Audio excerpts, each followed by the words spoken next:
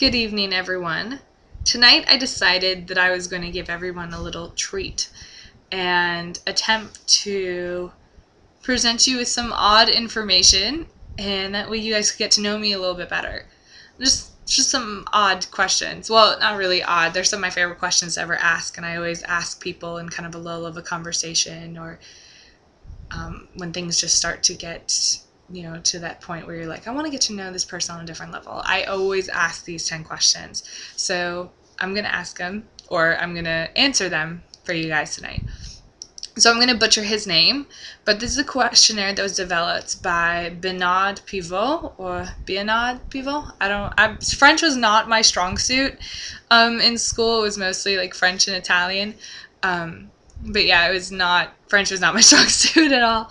But for those of you that don't know, don't know the questionnaire, you guys actually might be familiar with it. It's the questionnaire that is asked at the end of every single Inside the Actor's Studio by James Lipton. So it's 10 questions, and let's go through them, shall we?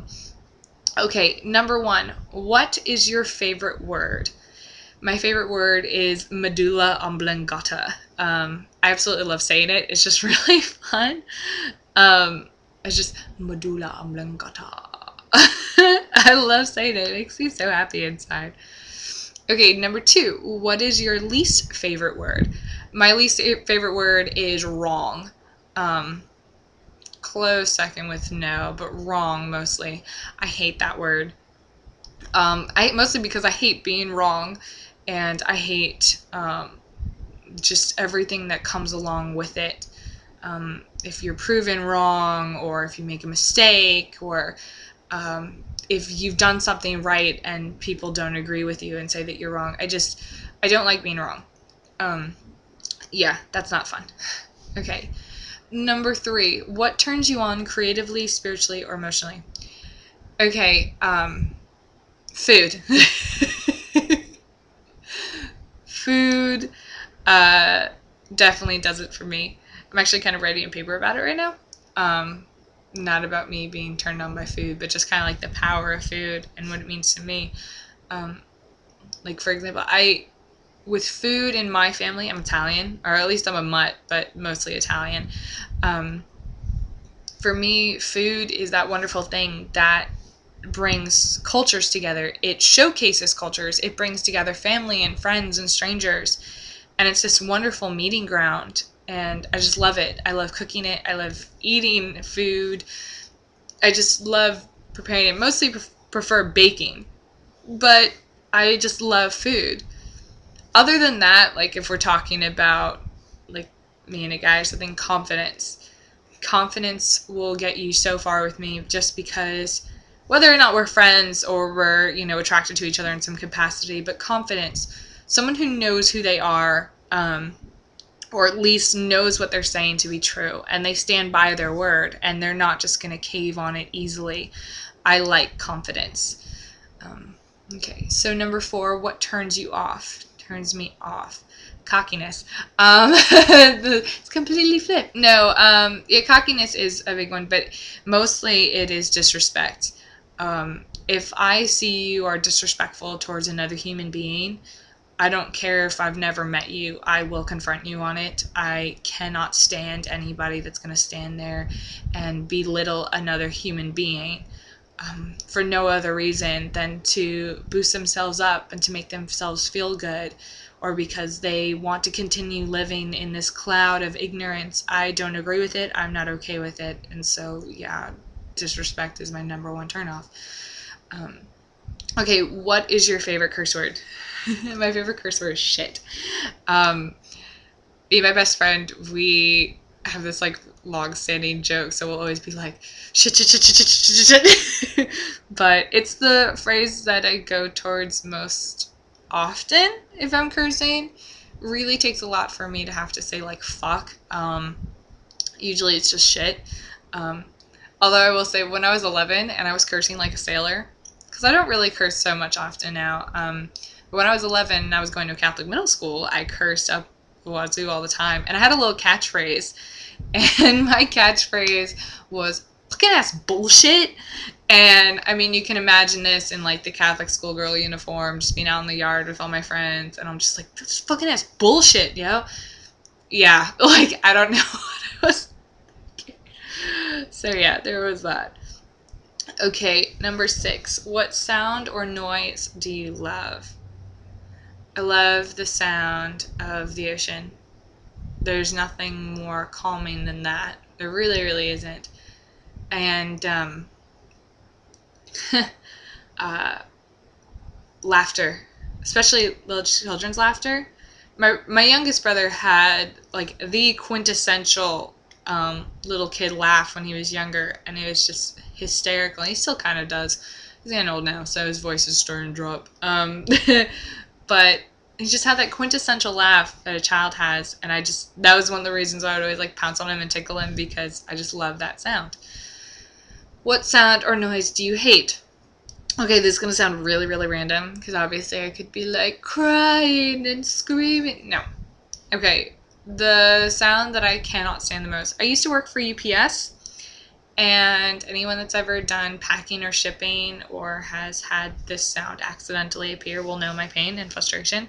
It's the sound of 2 cardboard pieces rubbing up against each other. They do this like squeak, and it makes me like grit my teeth in such a way. I'm just, ugh, I cannot stand that sound at all. I used to dread that sound when I was at work, and I'd go through like a whole shift, and without fail, be the last 5 minutes of my shift, and then all of a sudden, and I was like, oh, wasn't happy. Okay, so what profession other than your own would you like to attempt? Egyptologist, or if I couldn't, then museum curator in the Egyptology department. Hey, yeah, I've had, I guess you could say, an unholy obsession with ancient Egypt since I was about 4 or 5. My family, maybe even younger than that. I just kind of remember my clearest memory around that 4 or 5-year-old stage of Egypt. My parents were those wonderful people who noticed that when their daughter became really obsessed with something, they would just give her everything that she ever wanted about it and give her every single source material. And so every single weekend when we did our trips to the library, it was Egypt books, Egypt books, Egypt books. I mean, going to the museums, we're taking all these amazing classes. I'm getting all these books, all these research materials. I mean, it was just absolutely fantastic, and my parents did a wonderful job when it came to reminding me to pursue my passions. And there's just something about the ancient Egyptian culture that has just fascinated me since I was little, and I've always said that I need to go. I actually do have a little Wanderlust fund going on at the moment. Hoping to celebrate my 25th birthday or around that kind of time period. Maybe it'll be a graduation present, who knows. But I'm going to go to Egypt for like a month.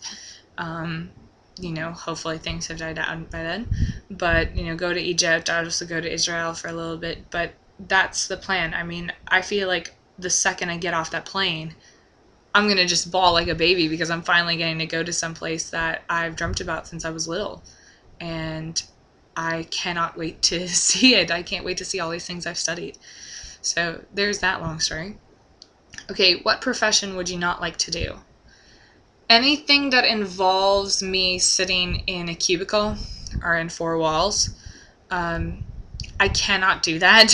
I mean, some might say that I do. I kind of have a cubicle at work because I'm in a customer service little area. But I cannot sit at a day-to-day job just like punching numbers and doing that. I need to interact with people. If I don't, I get really, really bored and upset and uncomfortable, and it's not a pretty sight at all.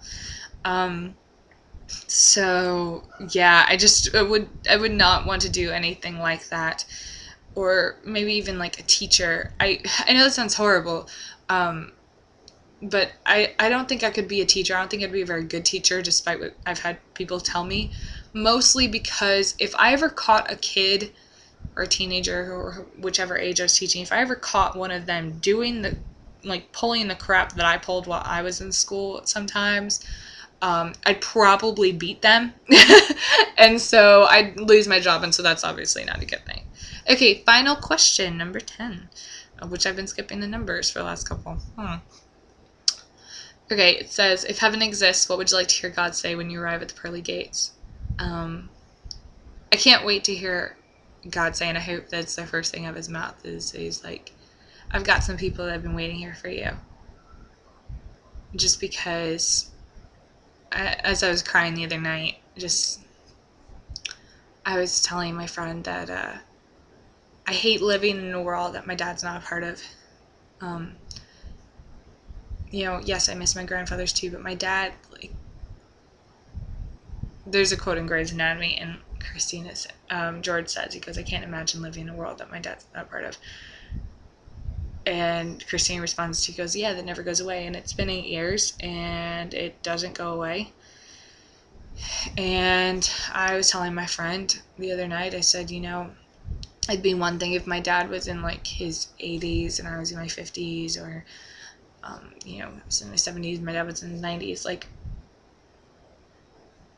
be one of those things that I would at least know that I had like another decade, 2 decades, 3 decades to go. Like, I knew that I would have that short of time at minimum, or at maximum at that point. Whereas now, I lost my dad when I was 13, and I'm 21, turning 22.